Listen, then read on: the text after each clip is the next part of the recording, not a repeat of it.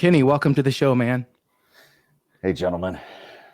Yeah, it's finally. I'm glad we finally got together. We've been trying to do this for a while. Yep. Yeah.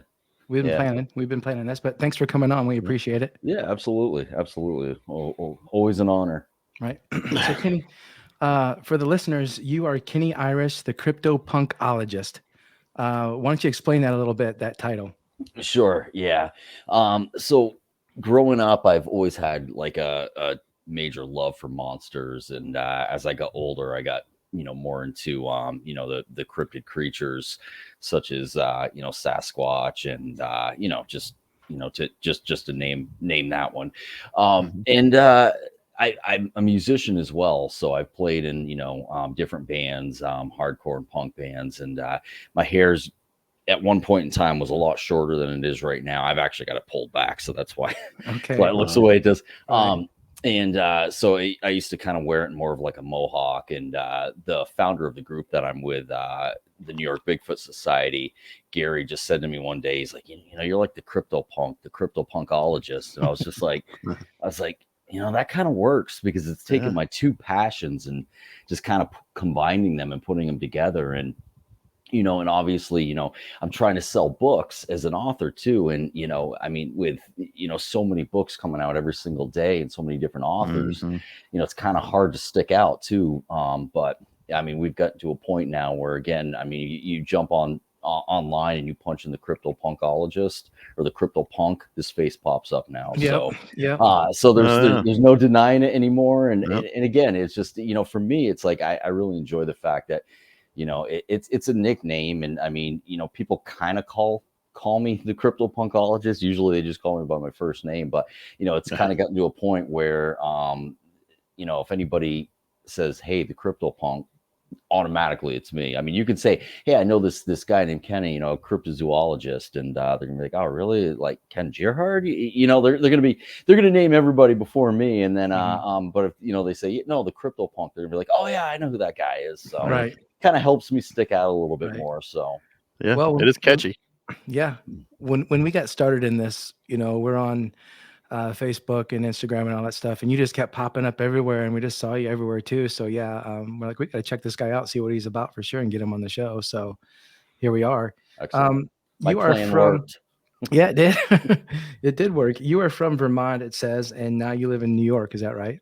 Yeah. I grew up in northern Vermont, just outside of Burlington, near Lake Champlain. And back in 2014, the company that I was with, I relocated out to just below the beginning of the Adirondacks in upstate New York. So I'm about 20 minutes south of Saratoga Springs. Okay. And so this is where I reside now. Lake Champlain. So we're talking about Champ up in that area, right? We sure are. My first love, my first monster cryptid love. Right. So you've written the book American Cryptids. Basically, you've said you have a love for this, but what inspired you to do that mostly? To write the book? Yeah. It's just years and years of just different research that I've done, and just kind of getting it out of my head and getting it down on paper. But also in a way where it's not exactly what everybody else had already written or done, in a sense. So I kind of, came up with my own formula with each chapter and how I kind of wanted it to flow. But that was pretty much it. I mean, I've always loved to write. I've released some other publications, and but it's something I've always done and I've always enjoyed. And I can't draw to save my life, but I used to love to draw. I don't know if you guys remember, but it was back in, I'd say maybe like the late 80s, early 90s, where people would have like a jean jacket, and then they would, like, on the back of it, they'd have like a band or something, like it'd be painted on with like acrylic paints. Right. I started doing that in high school, and I did some really good ones until I screwed up one guy's jacket, and then that was it. I was done after that. But so I've always kind of been into like the art side and of different types of writings and music, and if you will. Yeah, Brian and I are from that era. We were born in the 70s and grew up in the 80s, and Yep. So we know whatnot in the exactly what you're 90s. talking So about. yeah, Yeah. we've been there. So you were there in 1986 for the birth of the Beastie Boys, then. Oh Yes, yeah, we were. absolutely. Yes, Get it we in. Excellent. were. Excellent. You know what's you know, I love those guys, and I kick myself in the butt because I had opportunities to actually see them live, and I never went. Okay. Me too. So I kick myself in the butt for that now. But I don't know if you remember like the movies that they had out in the early '80s, like all the breakdancing Oh yeah. movies. Oh Well, yeah. Are you kidding me? I Seen them I had all. a pair of Yeah. parachute pants, and I Yeah, oh, yeah. practiced in my parents' linoleum floor. Yeah. Yeah, so did I. I learned to break dance, but I can't remember which movie it was. I think it was Beat Street or Breakin', but the Beastie Boys were actually in one of those, and they were really, really, really young. I think they were like 16 or 17. I They want were to say it was. so young. I want to say that was Breakin'. I'm going to look that up and see Yeah. what that one Mhm. that was. But yeah. Probably, and they were just. It was just a short segment, but they were in there. It was before they like really, really hit it big. So Mhm. it was pretty Right on. awesome. So Yeah, good. all right, I'm gonna get off. Good the time to Beastie Boys live, now. right? Good time to Yeah. live. Oh man, was That was it? a great I time. love Yeah. the '80s. I We mean, could the just talk music about this all and night if We you could guys talk about wanted that to. all night. Yeah, talk about I'm game. Tell But, us, yeah. tell us some of your favorite places that you went here in the book to research and investigate a little bit. Sure, yeah. I mean, obviously, being from Vermont is my favorite chapter in the whole book. But there's a lot of different places in the book that I've been to. But I would definitely say Vermont would be again just growing up there. But the funny thing is, and I'm staying on topic, but you'll notice I'm one of those guys that kind of gets off topic but then pulls That's myself all back. right. Mhm. The funny thing is, while I was living in Vermont, other than like the Bennington Triangle, which is down in like southern Vermont, Mhm. I never really heard of really any type of like Bigfoot sightings or Sasquatch sightings in the state of Vermont. Like I heard of like the Fairfield Pigman and different things like that, but I never really heard of anything. So it was just kind of weird because when you get to like the southern end of Vermont, and then you go into like you cross over into New York and like through Whitehall and Massachusetts, there's a ton of sightings and reports there. And I'll talk to other individuals and they'll be like, oh yeah, there's so many all over Vermont. I'm like, why did I never hear about them? So it was really, really crazy because I started writing this book obviously after I left Vermont. And again, I looked into different sightings in Vermont, but I never really got a whole lot of feedback from anybody. So actually, the Bigfoot sighting that I put in there in American Cryptids for Vermont, I actually had to do a lot of digging to find it more than like any other state. So it seemed to be the toughest one to find a sighting in that to put in the book. But it was just crazy. It was crazy because again, you've got the Bennington Triangle where it's not just like Sasquatch. There's all kinds of weird, they say, ghost type of portals and all kinds of craziness that goes on.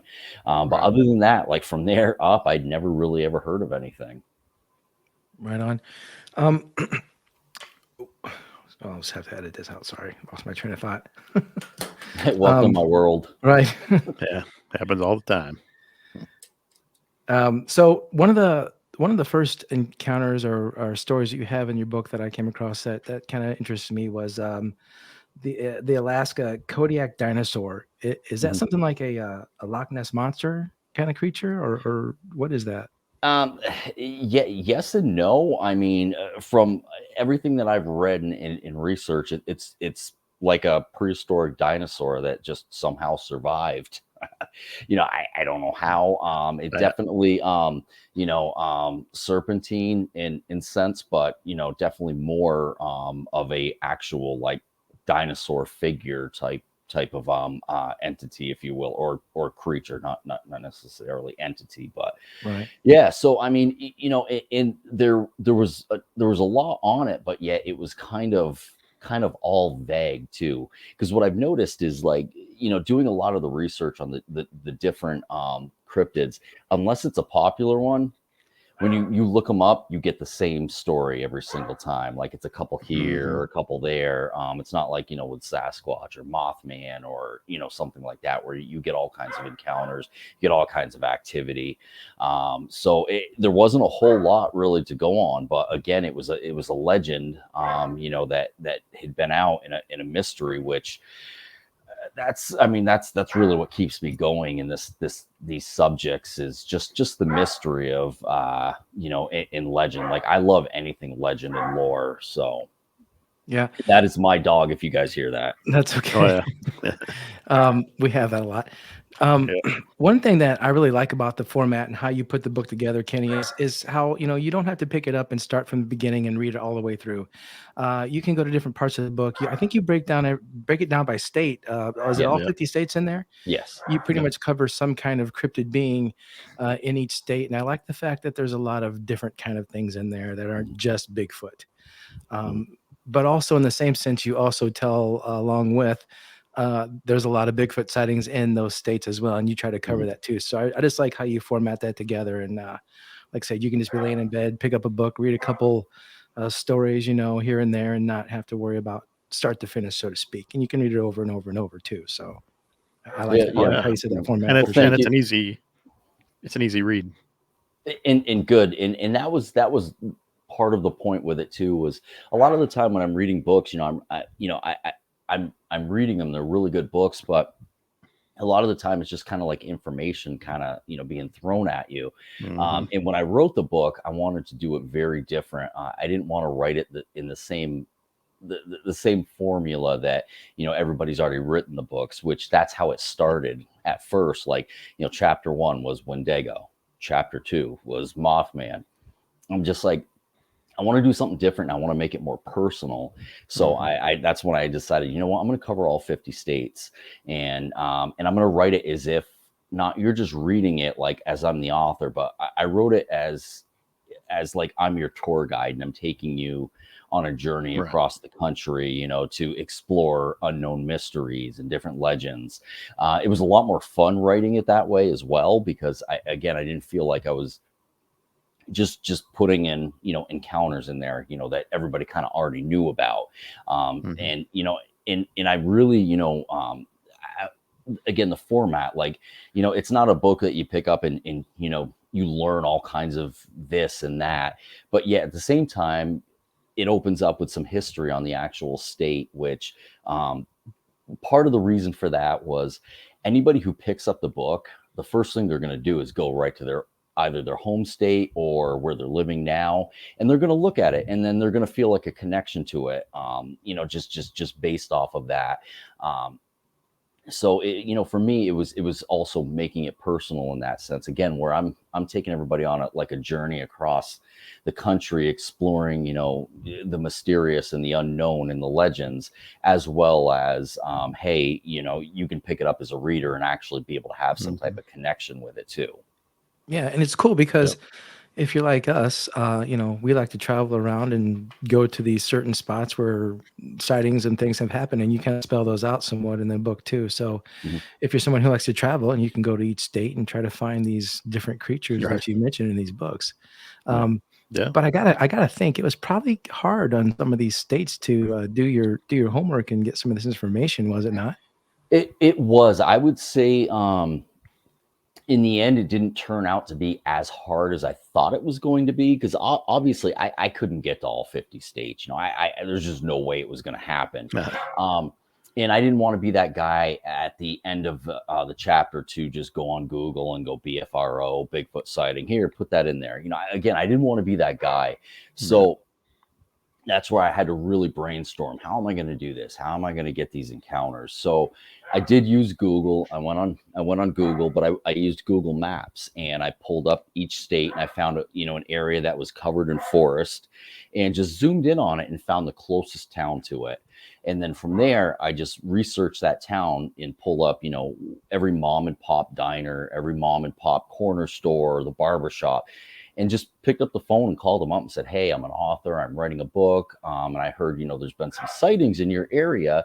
Do you know of any sightings that have been in your area? And can you put me in contact with some of these individuals?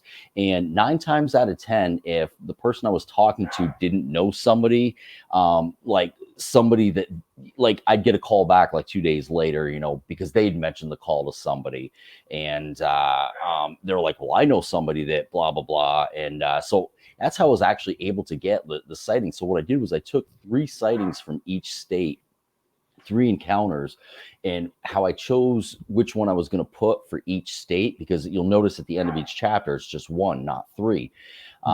Because what I did was I took the ones where the individual wasn't looking, they didn't believe in it, it was goofy to them, and they were just out doing whatever it was they were doing at the time. They were hiking, they were fishing, they were driving down the road. Because to me, those really kind of stuck out, because when you're talking to the person, you felt their emotion behind what they were saying. They're now questioning everything that they knew and everything that they believed. And so for me, it's like those really, really stuck out to me. So those are the ones that I took and I put at the end of each chapter. There were a couple that that were famous that I did use, like for Whitehall, New York, the Aber Road incident, or encounter, I should say. I did use that mainly because I live in New York now, and one of our research, or a couple of our research areas, are just outside of Whitehall.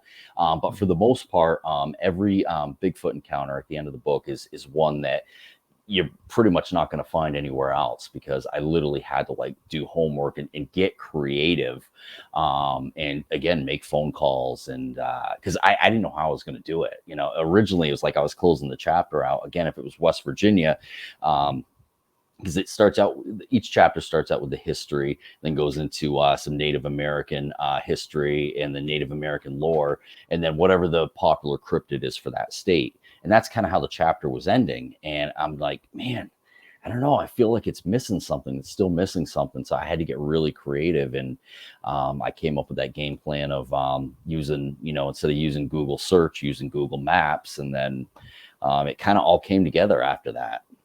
Cool. Awesome. Well, Okay.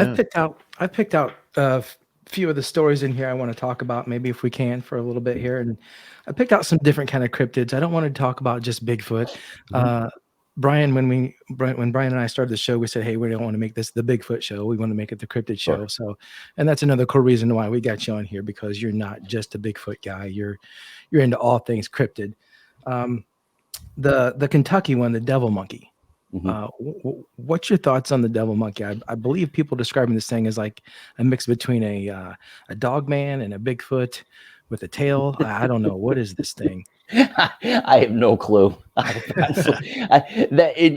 that's the funny thing is, it's a lot of the time when I get those like direct questions like that, that is my answer. I don't know. I tried to put as much detail in the book as I possibly could. So anything that's in the book, that's the best that I could do. That's the best that I could come up with, and with all the information, because it was one thing, talking with people and getting witnesses, of a popular subject such as Bigfoot, but you get on the phone and you're talking to people like, hey, the devil monkey, they're like, what are you talking about? So I really don't know. A lot of the cryptids that I covered, I really don't know. Like everything that I was able to get and pull together is actually in the book, and that's it. So if it's 10 lines, that's what I was able to get on it. Right. If it's 3 lines, that's what I was able to get on it. So and at one point I was kind of sitting there thinking about it too, and I'm just like, wow, I'm not really bringing a whole lot to this character. But then I was like, at the same time, I'm like, well, if that's what's out there, that's what's out there. Like, I don't, I also don't, at the same time, like, I didn't want to like elaborate and bring anything into it that wasn't raw, from where I was taking the research from. So, so yeah, I mean, again, a lot of them, like the Kodiak dinosaur. I mean, what you read is what I know. That seems to be a Loch Ness monster type creature to me. Yeah, that's what it sounds like. Plesiosaur, whatever they call that. Yeah, that plesiosaurs. Yeah, it's funny too, because a lot of, when it comes to like the different serpents, a lot of the time, folks will kind of say like a plesiosaurus type of creature. They say that about Loch Ness as well.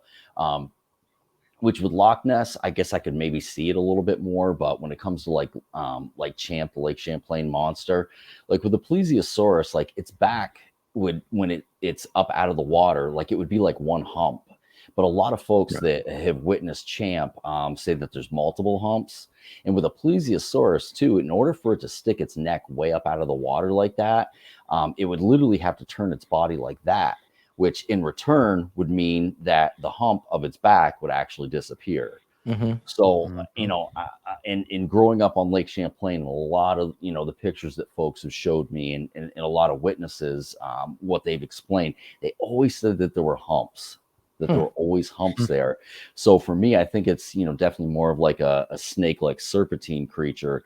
I believe Loch Ness is probably very similar, but, with Loch Ness, it's I've never really come across a lot of encounters where folks talk about there being, multiple humps. It's usually, something that looks Loch Ness, like the original picture.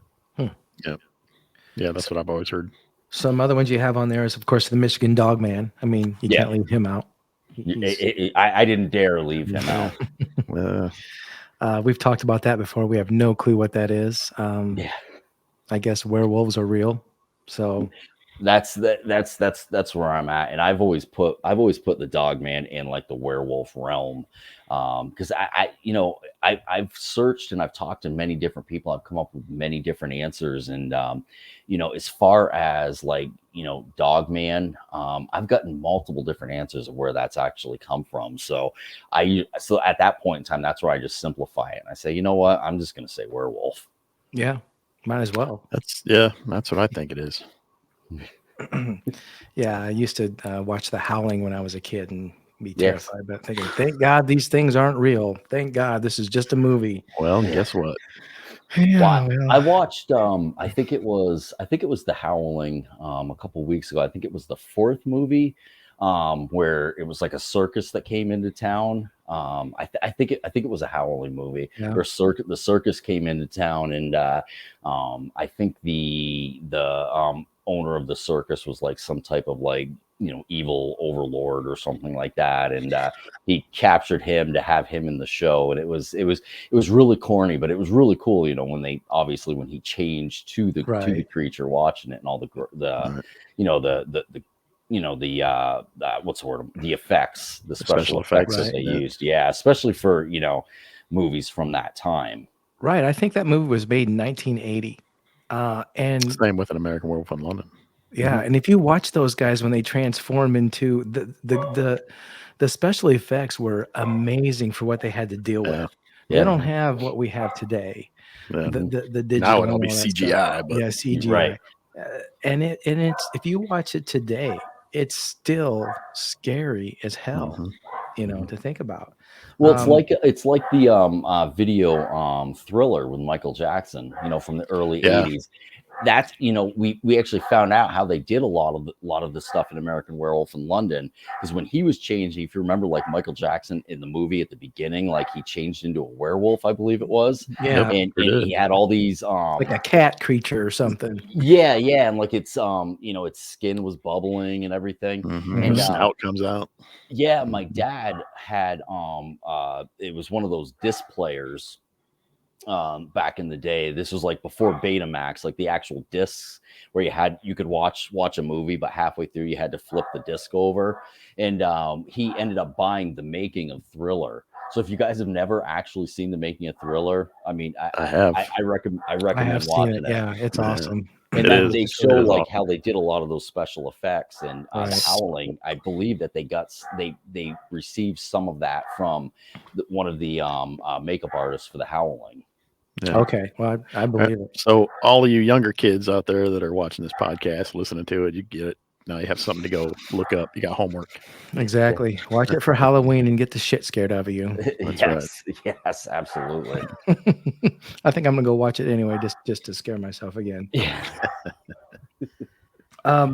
You mentioned in your book about the Jersey Devil, and one Mhm. part about that really struck me is you had mentioned that people say it's could be a hammerhead bat, Yeah, and it's a I've theory. Yep. thought that myself. I've seen pictures of that thing and thought, man, if there's one of these things, Brian's over there shaking his head. No, it's not. If one of No these things way. were overgrown, I mean, that's could be what people It'd are have to saying. be hugely overgrown. Yeah, and I mean the thing is, I mean, in in what I about the whole story about how it got here, and because again there's theories that it ended up getting on a ship and came across the ocean, and boom, that was it, and then it learned to adapt. But the thing is obviously you would have to have some type of breeding to continue to Yeah. go on and on. But again, I mean, I mean, you would have to think if one got on there, multiple ones would get on there. But Right. and Jersey Devil, was it Jersey Devil, or was it the Dover Demon? Um, I might be mixing them up. I was trying to think who was the one that coined the name Jersey Devil. That was. Are Um, you talking about with the Leeds family and all that stuff? that maybe. Oh, you know what? I hold on. Never mind. Forget that. No I just problem. I did. The Dover Demon and Jersey Devil. I was just mixing them up in my mind. I So can cut because I that think out. it was actually the Dover Demon, and I could be wrong, but I think it was Lauren Coleman that actually coined that name. The Dover Demon. It was Lauren. Okay, yeah, I was reading Okay. about that too. Oh, It's kind of like an cool. alien creature with a big head, Yeah. weird colored thing. Yeah. So Yeah, Lauren Coleman did I've that. heard about that one. Yeah. Yeah. So that's what I was starting to mix those two up. Lauren is the owner director of the Cryptozoology Museum Yes. in Portland, Maine. Yes. Yep. I was actually on vacation in Maine back in what was it, the second week of July, and stopped into the museum. So can you I hear was that in. dog? I was Wasn't that in. when you were there? Yeah, I can hear the dog a little bit. Oh, Yeah, we were in. We were in Maine vacationing too in July. I think it was the second week as well. I it believe was it the Yeah, it was. week was. after Mhm. July 4th. I think I was there the week after that. But yeah, Oh, we okay. went to the museum as well and checked it out. And Lauren wasn't there, but But yeah.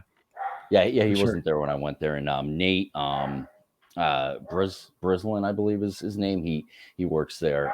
He wasn't there either. And he's if you don't know who Nate is, definitely look him up. Very, very smart guy. And he'd be great on your show because he's like Okay. Lauren, like he studies all the different monsters and cryptids Okay. out there. Yeah, we'll check them out. Another one on here, I put the Devil's Lake Monster in that North Dakota. I'm not sure what that an octopus-like creature maybe you were Mhm. describing. So that's some different kind of stuff right there. Yeah. Texas has the Big Bird and the Bat Squatch. I've heard of the Bat Squatch before. Yes. Heard the Bat Squatch. Yeah. Yep, Mount St. Helens. They say that's when the Mhm. bat squatch it reared its ugly head when Mount St. Helens erupted. Okay. So they're saying Mhm. that it released and opened up, and that's where the bat squatch came from. Okay. Gotcha. And then of course you have the Very Mothman cool. of Point Pleasant, West Virginia, where the bridge That's a big collapsed. one. Yeah. People have been saying they've seen a Mothman-like creature around Chicago O'Hare Airport recently. Have you heard that? Mhm. Yeah, I have. At first, I started kind of looking into it, not really on like the reports, but looking why people would be saying that. Because sometimes, see, I work in marketing, so sometimes, certain things that will come out because an event is going to be marketed. So I started looking to see if there was going to be something coming up in that area, but there wasn't. So, some people saw something that they couldn't describe. Couldn't explain it. Yep. Right. Kind of scary actually, but Yeah, agreed. but yeah, you've got Sheep Squatch in there, of course, Lake Champlain Champ. The book has a lot of encounters and stories Just in a there. ton of them. Yeah. It's very well put Like I together. said, I love how I can just pick it up and just turn to whatever state, like Indiana, our state. I Mhm. wasn't sure what that would be, but you described something about a lizard man or a creature from the Black Lagoon down in Evansville that ladies had encountered down there. So that was interesting for sure. And actually in Indiana, we've had Bigfoot encounters too. on our show already. We've interviewed quite a few people from Indiana that have had encounters, which are kind of surprising to us. But do you ever get out and do a lot of investigating, Kenney? Yeah, I mean, I'll say last year, I believe it or not, we actually got out more last year during COVID than we did this year when we didn't have COVID. Well, obviously still having COVID, but things being open. But this year has just been like a total complete bust for me. Yeah. It seems like every time something comes up, another person in the group can't make it or whatever. So it's just kind of been up in the air. So we're hoping before, the snow starts flying, we're going to be able to get out. But yeah, we've got a couple areas that are just outside of Whitehall, New York, which, Whitehall's the epicenter, Bigfoot sightings on the East Coast. Mm-hmm. And they actually just had their Sasquatch festival there this last weekend. Yeah, I saw that. Yeah, did you go to that? Yeah. I was one of the speakers there. Cool. It was, a phenomenal turnout. There was a few thousand people there, and it was just, it was a great time. They had filmmakers there, other researchers, other authors, like Paul Bartholomew. He was there. He's pretty much kind of like the Bigfoot go-to guy of Whitehall, and he's pretty much, in my opinion, the one that kind of put Whitehall on the map. Steve Coles was there. The guy who's he goes as the Squatch detective. He's done a lot of different shows. Like he's been on like Monster Quest and different shows like that. Correct. That's how you say his first name, Saint. God, I'm going to slaughter the guy's name, but there's a couple guys there, that have worked with like Small Town Monsters that make the documentaries. And some of those guys were there. So it was a great time. Again, there was a lot of people there, and it was good to be able to get out and be able to, see, people that, you talk to online or whatever, and actually be able to be face to face with them. So it was good. It was the second event this year that I've done, and I've got 2 more this year. And last year I had like 12 events, but as we know, COVID just put a kibosh to all that. Mm-hmm. Yeah, for sure. Well, hopefully they're coming back next out. year will be better. Yeah. So they're coming back out, and we were talking earlier. We're all going to be at the Crypticon there in Lexington, Kentucky, November 19th and 20th, I believe. So yeah, we'll get to hang out down there and see what's going on. 20th and 21st. 2021st. Yes. So never get my dates right. So Kenney, what's your thoughts on these cryptids? Let's talk about Bigfoot. I mean, do you think Bigfoot's a flesh and blood creature? Do you think there's any kind of paranormal to it, alien kind of relation? What's your thoughts on Bigfoot or any cryptid in general? Sure. Well, we'll go with Bigfoot, just because it's a popular subject and a lot of people ask about it. So, my answer to it is it really depends on when you ask me. And what I mean by that is, at one point in time, I don't want to say I was hardcore flesh and blood, but I was very much, on the flesh and blood side.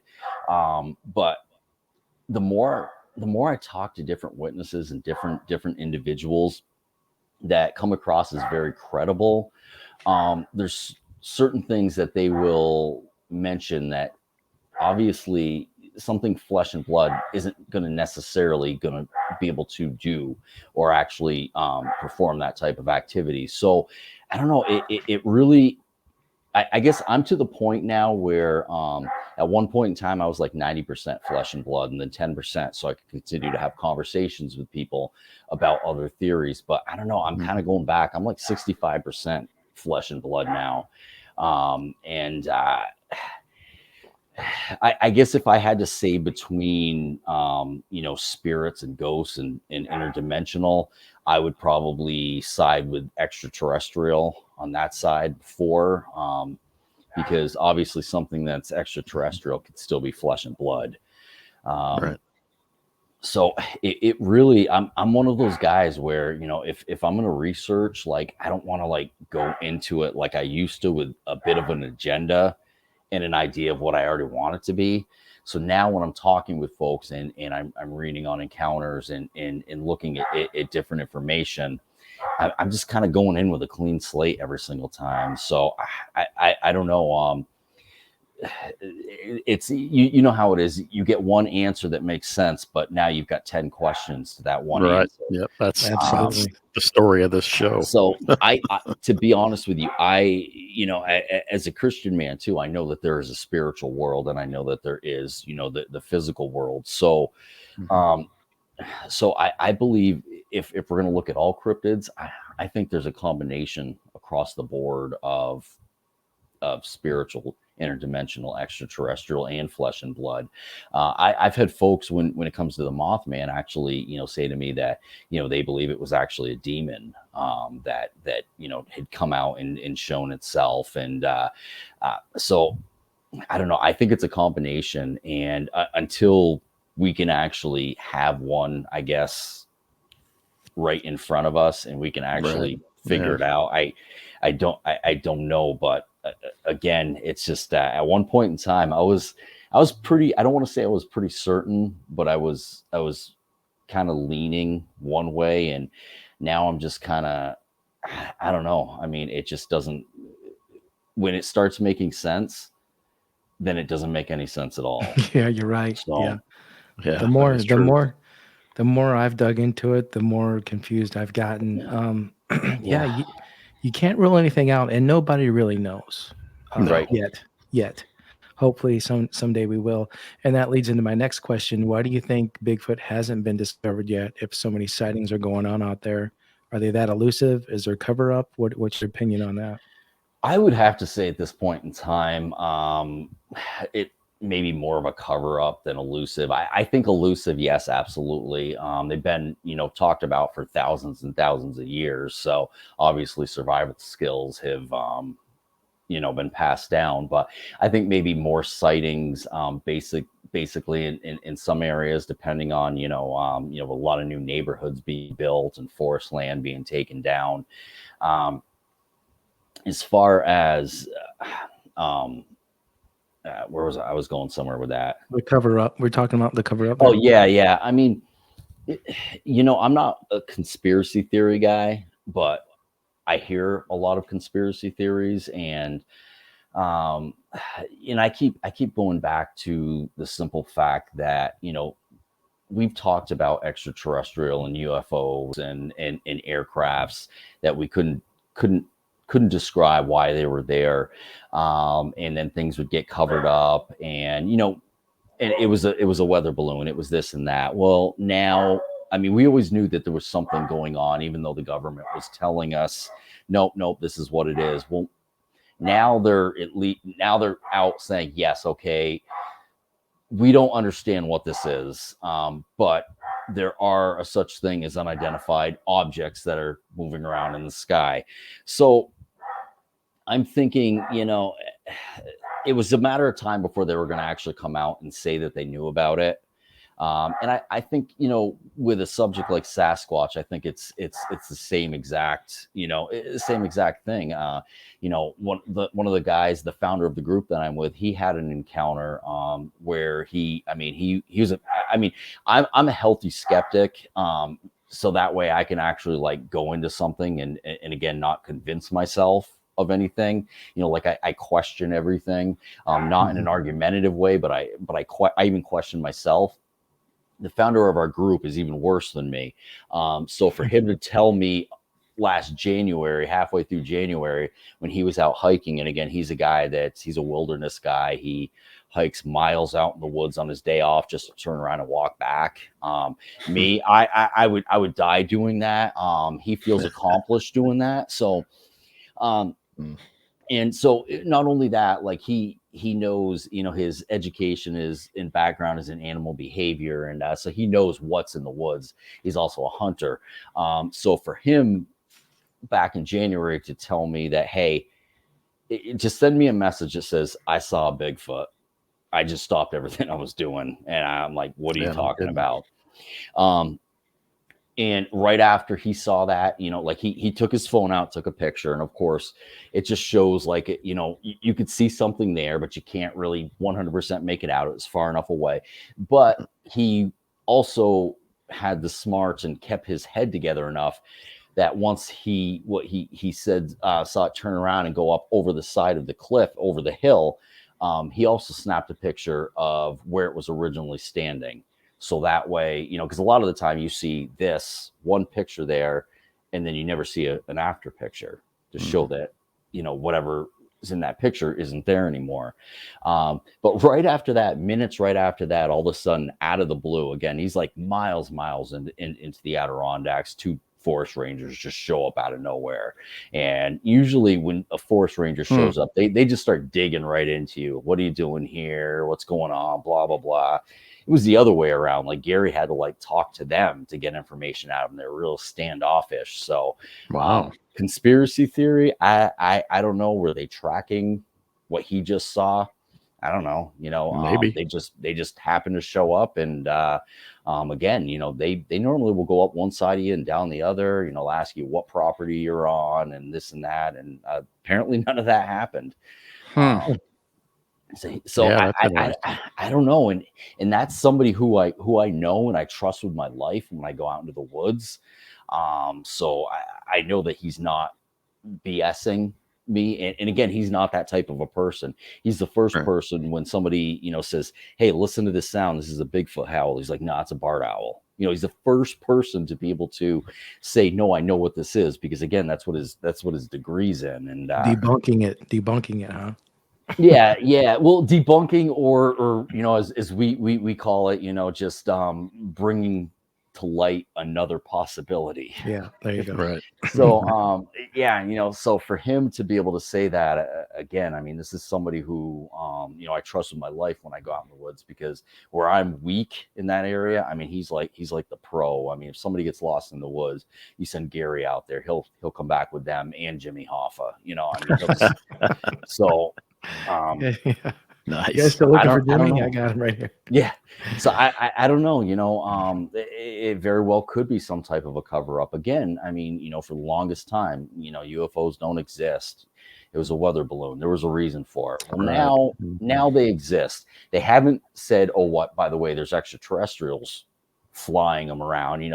They're more talking about, just, there's unidentified objects that, are out technology. When it comes to technology, they're kind of outperforming us, and which is kind of scary in itself. But Yeah. and then of course that's another rabbit hole you go in as you start talking about that. I was on a show last night with have you guys ever heard of the Crypto Kid? I'm not sure if I have. Have you, Brian? I don't think so. He's got a radio show, and he's smart as heck. Awesome Check it out. kid. And his name's Colin Schneider, and like we were talking about that last night, and again, it's just like that's the thing with these subjects too, is that there's, I mean, how many times have you started talking about like a real surface situation having to do with any one of these things, and then all of a sudden, like, you realize it's 45 minutes later and you're all down separate rabbit holes trying to figure out how to get back to where you originally started. Yeah. All the time. There's so much to cover, and nobody really knows, like we said, and until we have a body, until there's some kind of proof. And hopefully someday that'll happen. Thinking about everything in the spectrum of between Dogman and Bigfoot and portals and you name it, it's just crazy. But people are seeing stuff out there for sure. Yeah. They're not making this stuff up. They yeah. have nothing to gain for it. Right. We don't pay anybody to come on the show. But people come on and they tell these encounters, and like you've written a book about a lot of encounters, over 100 or so, probably maybe a couple hundred in there. I'm not sure how many are in there. Yeah. I'm talking about taking a picture. If I saw one, I don't know at this point if I would even, unless I knew I was going to have a long time to stare at it, I don't know that I'd even mess with trying to get my phone out, because I'd miss what I was going to see for those 2 or 3 seconds anyway. I'd probably just take that in and be like, there, that's my encounter. I saw it. I don't have a picture. I don't need one. It's in my head now. Yeah. Unless you're going to come up on a family or something that they don't know you're there, or you can video record this thing for several seconds or minutes. A lot of people aren't going to really get a good picture. And if they do, it's probably going to be, sketchy or blurry or whatever. Exactly. And that's what, the picture, again, I wouldn't say it was blurry. It was a little bit of a distance away, so it was more of a blotch, I guess, if you will. And I think that probably has to do with the fact that, again, it turned around and hurried up over this hill. And if it was a bear, Gary just would have been, I never even would have heard from him that day. Right. But from what he was seeing and how he explained it, and the fact that he couldn't explain it to be anything else. And again, he was in the right of mind. I mean, he's been doing it for a long time, and he was at least, to a degree, when I say in the right of mind, to be able to, again, snap a picture after where he saw it to show that there's nothing there now. But and that's the thing, when we think about coming across something like that, a lot of the time, folks will be like, oh, follow it, do this and do that. But anybody you talk to that's had a true encounter, they're going to tell you that's not that. You're trying to still process what's going on in front of you, because what's you're seeing in front of you goes against everything that you have grown up to believe and understand.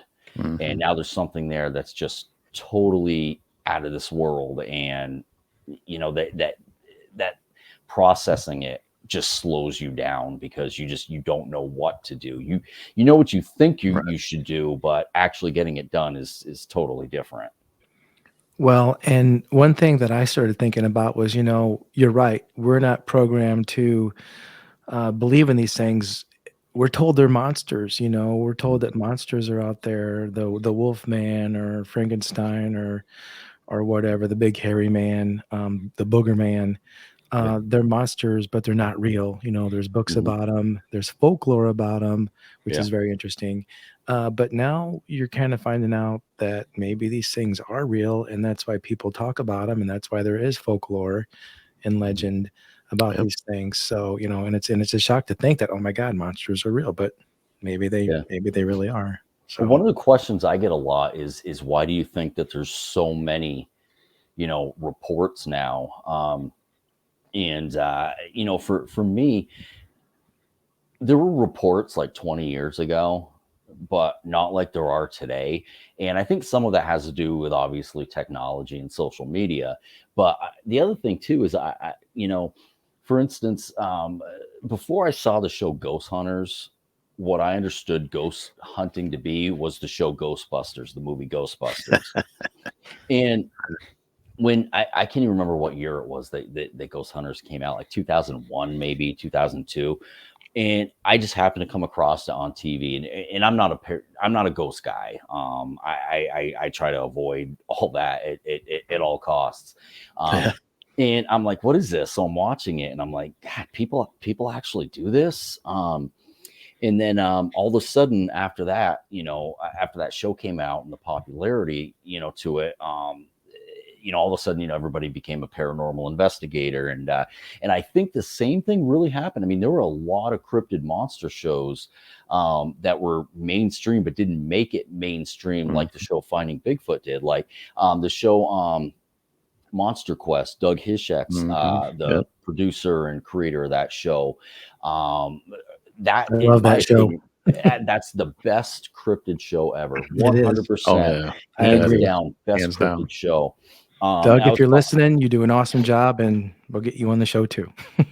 Definitely get Doug on the show. I actually just signed with Doug recently, so Doug's representing me, and Doug's literally like my TV producer cryptid hero. I mean, again, that Monster Quest was just top of the line, of the line. But Finding Bigfoot came out, and they had the same people in it, and they had there were characters too, very memorable. And so for a lot of people, people knew Bigfoot based off of something that they'd heard here or there, but never thought twice about it, but then started watching the show and blah blah blah. So like Ghost Hunters made ghost hunting mainstream, if you will. I believe Finding Bigfoot made Bigfoot mainstream and really helped it get it to that next level. And so I think, to be honest with you, I think not just because of social media, but I think the fact that, again, 20 years ago, if you said, "Hey, I saw a Bigfoot," you were a total complete nut job, and you had to hide in your group. Now it's cool to say that you had an encounter. Now it's okay because there's people out there saying it. So it's not taboo. It's not, it's not, again, you're not nutty. You're still a little crazy, but yet there's people that accept that now, where Right. before Right. it wasn't. It's the same thing with Dogman. People are like, Dogman seemed to have like taken off in the last 6 or 7 years. Well, again, it's not. Having an encounter, you don't have to live in the dark anymore. If you came across something that you didn't understand or didn't make sense, now there's groups that you can go to, that you can talk to, and that people feel comfortable about it now. So again, to say you had an encounter nowadays, it's cool, which unfortunately is kind of reckless at the same time, because now, people are going to see what they want to see, and then, say it was a Bigfoot when it wasn't. It was just a misidentification. So it can become reckless. But I really believe that's probably one of the reasons why, there's so many sightings now, and, people are coming out of the woodwork with it, is that they're not looked at as a total complete nut job anymore. Yeah. Just a little nutty. Yeah. And I think that, the population is growing on both sides of the fence, Bigfoot and people. I think that nowadays, like you said, it's more acceptable to say, "Hey, I saw something weird back in the 50s and 60s and 70s and even about the 80s." I mean, people were looked at as goofballs if they said they saw something like that. And a lot of people didn't talk about it. And I would say to this day, probably a lot of more people that do see them don't report or don't say anything to anybody and live with it for the rest of their lives, which is sad, because, people, they need to know. This needs to get out. And that's why we're doing the show, talking to guys like you. You're putting the book out, getting the word out there, making people more acceptable to the fact that this could really be true. It points to it being true more than not. So, but one more thing, Kenny, before we wrap this up. You're on a show now, is that right? Called Haunted Hospitals? Are you working on a show with the I was Travel just gonna Channel? ask I filmed with Haunted Hospitals, and the episode aired back in, I believe it was June. But you can still catch it on Travel Channel on reruns, as well as the Discovery Plus app. And if you guys don't have the Discovery Plus app, I highly recommend you getting it. Completely worth it. Like every show is on there, and it's phenomenal. So you can catch it on there. It's season 3, episode 2 that I'm in. Okay. We'll check that out. You said you got a new book coming out, or is out. You just haven't promoted. Go ahead and lay that on us. Yeah. So I also write young readers chapter books, and I released one back in 2020 through Dark Moon Press Publishing, called Stanley Riker and the Bigfoot Runaround. It's about 3 friends, two boys and a girl. They're in 3rd grade, and they go to their favorite camp for the weekend. It's called Camp Daybreak. And when they get there, the camp counselor talks to them, and tells them a story about how there's been some Bigfoot sightings in the area. And because of this, their camp could potentially close down. So they get together and come up with a plan to capture the Bigfoot, turn the Bigfoot into the sheriff, and be able to save their camp. So that's cool. That's called Stanley Riker and the Bigfoot Runaround. All right. Okay. And again, that was through Dark Moon Press. American Cryptids in Pursuit of the Elusive Creatures, the one we were talking about earlier, that covers all 50 states.